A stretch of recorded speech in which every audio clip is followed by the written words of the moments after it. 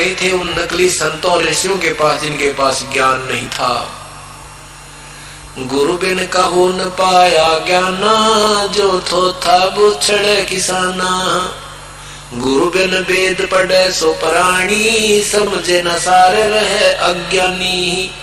अभी तक कितने ऋषि महर्षि वेद व्यास जैसे महापुरुष जिन्होंने चारों वेद पुनर्लिखे और 18 पुराण 11 ये सब भागवत गीता जी सबका राइटर, और उनको बिना मेरा गीता जी में लिखा क्या है, क्या वेद बताना चाहते हैं, आज तक ज्ञान नहीं था।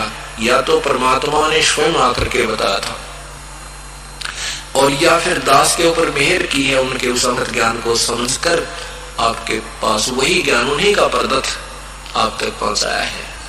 अब बीच में किसी को भी इस मार्ग का ज्ञान नहीं था, और जिनको ज्ञान था उनको उससे किसी ने स्वीकार नहीं किया, क्योंकि पहले हम अशिक्षित थे। अब परमात्मा ने इसी समय के लिए ये भंडार खोल दिया, इसी की इंतजार थी। अब ये सत भक्ति युग हो गया और ये कई हजार वर्ष तक चलेगा। यदि ये मार्ग नहीं चलता, ये ज्ञान हमें नहीं मिलता, तो 100 वर्ष के बाद इंसान को इंसान सरिया मारने लग जाता, लूटने लग जाता। इतनी हवस बढ़ गई है माया की। अब हमें हवस माया की नहीं है, हमें माया तो भगवान आगे दे देगा। जिसके लिए हम लूटा करते थे, खसोटा करते थे, चोरी करा करते थे, ठगी करते थे, वो तो करनी नहीं पड़ेगी, हमने वैसे ही दंड देगा।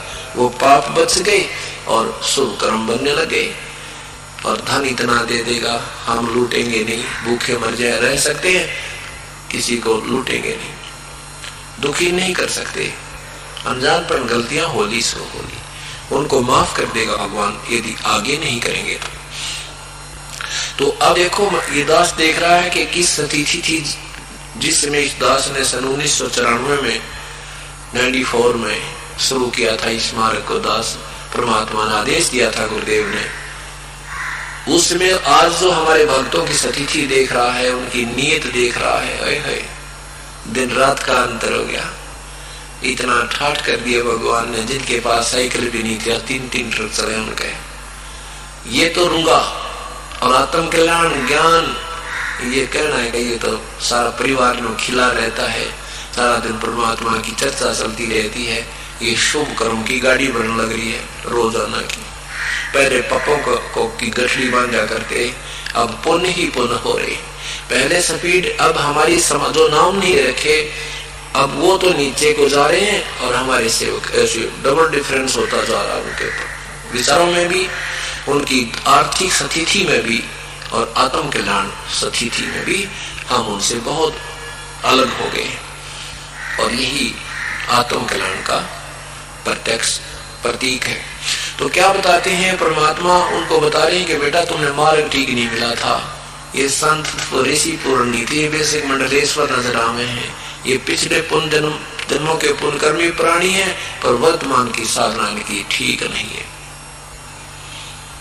नल और नील को अब तो सारी बात अच्छी लगे थी सतगुरु की, कुछ दिनों में उनको ज्ञान भी ठीक हो गया, समझने आने लगे, उनका स्वस्थ शरीर हो गया, मानसिक जो परेशानियां थी सब समाप्त हो गई, 3 ताप से जो दुखी थे वो स्वस्थ हो गए।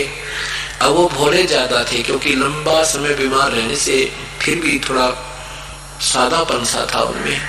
गुरुदेव ने कहा था बेटा सेवा किया करो, कई प्रकार के पाप कर्म आपके हैं, कुछ तो शारीरिक सेवा से कटते हैं, कुछ प्रणाम करने से, दंडवत प्रणाम करने से कटते हैं, कुछ दान करने से समाप्त होते हैं, कुछ सतगुरु के दर्शन करने से समाप्त होते हैं, कुछ पुण्य ये नाम के जाप करने से अक्षीण होते।